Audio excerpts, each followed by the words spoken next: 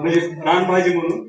तर आमच्या शेतामध्ये जे काय आहे, तर आता रोहन भाऊन जे सांगितलं तणाच्या बाबतीत, तर त्याला इंग्रजीच्या भाषेत सक्सेशन ऑफ प्लांट स्पेसिस म्हणते. म्हणजे जे फार इंग्रजीचे भावनिक दृष्टिकोनातून अभ्यास करणारे असतील तर तो एक शब्द टाकला तर बरंच तुम्हाला त्याच्यामधली माहिती मिळेल. आणि शेतकऱ्याच्या भाषेत सांगायचं झालं तर या वर्षीच उदाहरण सांगतो तुम्हाला की पात्राची भाजी असेल, तांदूळ कुंद्रा असेल, चिलची भाजी असेल, हागरा गोळ असेल, हे नाव जरा तुम्हाला विचित्र वाटतील, पण हे खाऊन आमचे जे पूर्वज होते ते 100 वर्षाच्या पुढे जगत होते. मग ज्याच्या त्यानं हा आरोग्याच्या दृष्टिकोनातून विचार करावा किंवा त्यानं मारून काय काय होईल, कारण एवढं एसटीपीटी लावून सुद्धा आपल्याला कापसामध्ये आहे ती अजून शाश्वतता भेटली नाही, आपल्या इकडं आत्महत्या व्हायलाच लागल्या. तर मग तणाच्या बाबतीत सुद्धा एवढं तणनाशक मारून काय होईल, तर हे रोहन भाऊन आता सांगितलं आपल्याला. तर मला सुद्धा माझ्या भागामध्ये काही असे तर नाही जे खाल्ले जात नव्हते, जसं कडवंची. प्राचीताईनं मी फोटो टाकला किंवा ह्या तणाचं नाव काय आहे मला सांगा, कारण ही तण म्हणून बांधावर बरंच उगवायला लागलं, मी कारण तणनाशक मारत नाही. तर त्याने मला सांगितलं की कडवंची म्हणजे थोडक्यात रान दोडका. मस्त खायला लागला, उगा भाकरी बारा मी लावून खाल्लं त्याला. इकडे आल्यावर रोहन भाऊच्या शेतात आम्ही कावळीच्या मुळ्या बघितल्या. मी म्हणलं रोहन भाऊ ह्यात तू कधी काय चहा प्यालास का?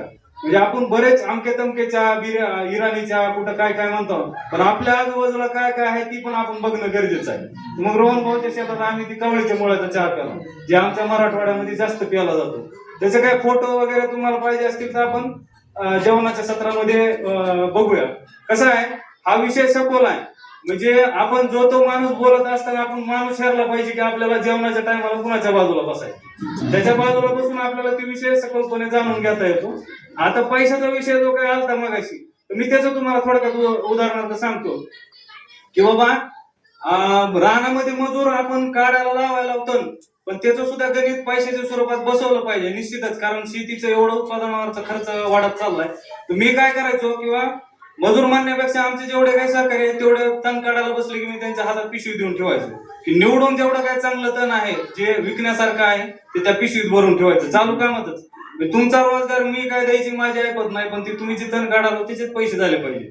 आणि ती पूर्ण ऑनलाईन जे काय आहे, आजकाल आपण इंदोरीकरचे कोणाकोणाची धमक्या माणसाची कीर्तन बघतो, त्याच्याऐवजी माझं ऑनलाईन प्लॅटफॉर्मच आहे ती सगळं की त्याच्यावर मी टाकून देत होती. आणि जवळपास 2 महिने मी निस्ता रानभाज्या ऐकत होतो. आणि तुम्हाला आश्चर्य वाटेल, पात्राची भाजी जी आहे तर ती 80 ते 100 रुपयाच्या दरामध्ये विकली जायची. आणि काही वेळेला माझ्या जिथून रस्ता आहे, ज्या भागातून जिल्हा परिषदचे शिक्षक वर्ग वगैरे जायचे, त्यांनी ठरवून दिलेलं असलं की आम्हाला हे रानभाज्या द्या. रानभाज्या म्हणजे तणच मी गोळा करून देत होतो. फक्त एवढं त्यांना सांगत नव्हतं किंवा आम्ही रानामध्ये असं काम करून राहिलो, म्हणजे मजुराकडून तण गोळा करतोय तुम्हाला आणून देतोय. तर हे त्यांना एवढं आवडीनं खाल्लं त्याने की ती म्हणायची 8-10 वर्षापासून आम्ही भाजी खाल्लीच नाही. आणि त्यांना मजा वाटायची, ती एकदम लहान बालपणात गेल्यासारखं त्यांना वाटायचं. तर मला वाटतं ह्या अशा पद्धतीनं जर गणित बसलं तर ह्याच्यातले बरेचसे उत्तर आपल्याला मिळतील. आणि